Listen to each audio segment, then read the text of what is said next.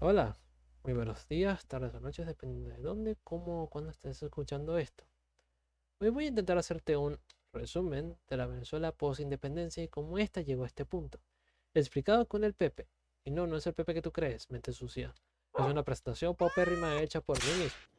Vamos a dar inicio a esto. Después de siglos sin libertad, Venezuela fue liberada de España y sus cadenas en el año 1811.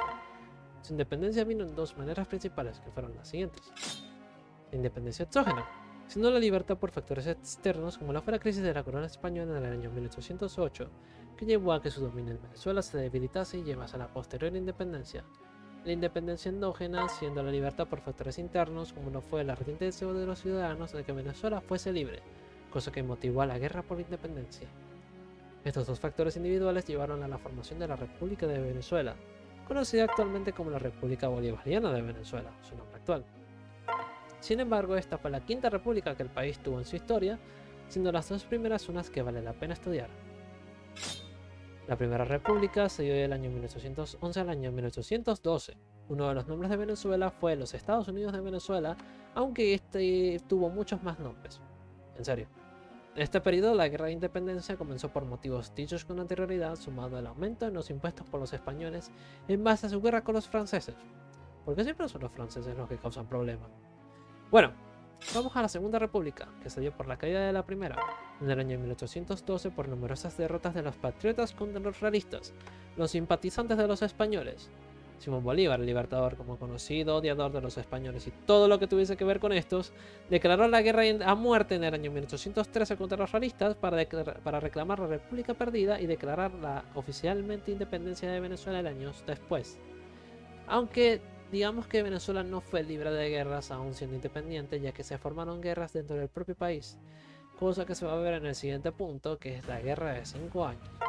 Uno de, si no es el conflicto más violento de la historia de Venezuela, también conocida como la Guerra Federal, fue una guerra entre dos bandos, conservadores y liberales. Este conflicto se dio desde el 20 de febrero de 1859 hasta el 24 de abril de 1863, o 4 años, 2 meses y 4 días, o sea que realmente no duró 5 años. El punto es que esta guerra en 5 años tuvo sucesos muy importantes que la llevaron a su final, aunque por supuesto vamos a intentar resumir con un suceso por año.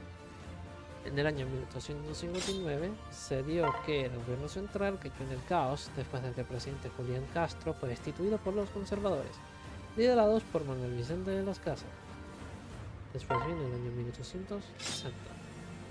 Ezequiel Zamora lideró las tropas liberales en la batalla de Santa Inés y en el asedio de San Carlos.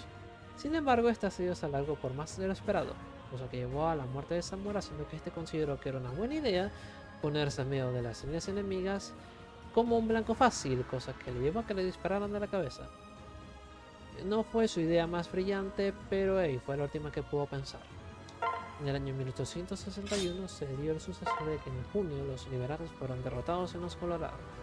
Aun cuando se esperaba que los liberales se volvieran más débiles, estos al revés, se volvieron más fuertes gracias a Juan Crisóstomo Falcón y sus esfuerzos. En el año 1862 se dio el suceso de que Rafael Guillermo Urdaneta con 400 hombres atacó la villa de Barbacoas. Estos tuvieron éxito, pero fueron emboscados por las tropas de Páez, uno de los más considerados conservadores de su tiempo, quienes lograron matar a Urdaneta y debilitar considerablemente a los liberales, aunque estos no se rindieron en el año 1863. Con los conservadores debilitados y los liberales todavía más, estos aún así lograron tomar Coro, estando Páez forzado a negociar. El Tratado de Coche fue el resultado de esta negociación, por darle a Falcón la presidencia y sellando la victoria de los liberales, cosa que llevó a uno de los periodos más largos del país en los cuales un movimiento político tuvo dominio, siendo este el liberalismo amarillo. Si pongo un silencio incómodo es porque esta era su bandera. No es joda, no es un chiste, no fueron los más originales, no. Pero ese no es el punto principal. Este fue un largo periodo de más o menos 30 años, donde los liberales tomaron control del gobierno. Desde el año 1870 al año 1899 hubieron 10 presidentes bajo este estandarte, quienes fueron los siguientes y vamos a presentar de una forma particular. Antonio Guzmán Blanco fue el primero de estos presidentes, y este hizo puentes y mucha plata, cosa que hizo que se definiera el estándar para los demás presidentes de este movimiento. Luego estuvo Francisco Alcántara, quien continuando los pasos de Guzmán decidió que era una buena idea ponerse a sus ideas e intentar hacer su propia cosa. Y eso hizo que lo durmieran. No fue su idea más brillante, no. Luego estuvo José Valera, quien en el precipitado y desconocido motivo por el cual Alcántara murió, tuvo que tomar el liderazgo del país y este no logró hacer mucho, por lo que intentó seguir los pasos de Alcántara, pero falló y renunció. Después está Antonio Guzmán Blanco, quien después de la renuncia de Valera tomó la presidencia. En un periodo relativamente corto de tiempo logró que llegara al uso del país y el teléfono, pero como este periodo fue tan corto, vamos a tomar otro presidente que tomó más tiempo en la presidencia. Este fue Joaquín Crespo, quien trajo una crisis económica al país. Muy bien hecho, Crespo.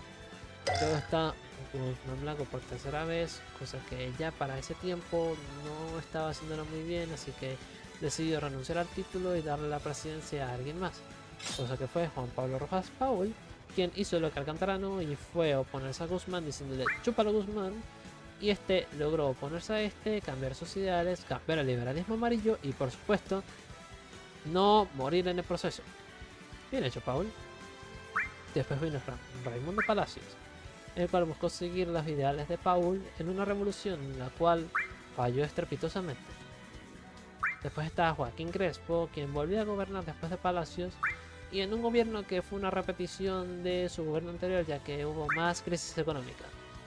De nuevo, no muy bien hecho, Crespo. Y por último está Ignacio Andrade, quien, no menos importante, trajo otra crisis al país por langostas. No fue una crisis tan grande, pero es algo de resaltar. Y hubo muchos alzamientos políticos, siendo que los anteriores candidatos se sintieron indignados por su entrada relativamente ilegítima al mandato, cosa que hizo que varios de estos se opusieran a él y causó muchos conflictos durante el país en su gobierno.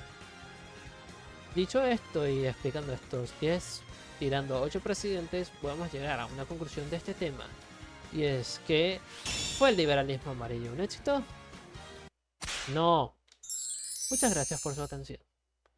Si les gustó este tipo de contenido y otras cosas que pueda llegar a hacer en otros tópicos, pueden sugerir ideas en los comentarios, así como darle un like y suscribirse al canal. Probablemente suba más cosas si veo que esto va relativamente bien. Sin más que decir, yo fui Copotasio. Muchas gracias. Tengan un buen resto de día.